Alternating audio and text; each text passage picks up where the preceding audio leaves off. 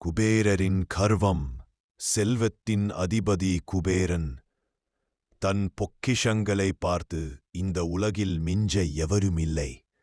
ஈசனுக்கு அழைப்பு. தன் செல்வத்தின் மகிமையை உலகிற்கு காட்ட பரம்பொருள் ஈசனை குபேரபுரிக்கு விருந்திக்கு அழைத்தான்.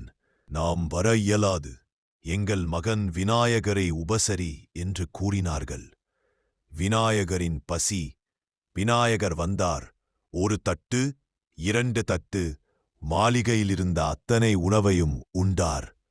ஆனால் பசி இன்னும் தீரவில்லை. கர்வம் மலிந்தது. உணவு தீர்ந்தது. செல்வம் தோற்றது. கர்வம் சிதறியது. குபேரன் நடுங்கி ஈசன் பார்வதியைச் சரணடைந்தான். ஒரு சிறிய கொழுக்கட்டையை கொடுத்து, அகந்தை இல்லாமல் கணேசனுக்கு கொடு. விநாயகரின் பசி தீர்ந்தது. செல்வம் பெரியது அல்ல, பக்தியும் பணிவும் தான் உண்மையான செல்வம். விநாயகர் அருள்.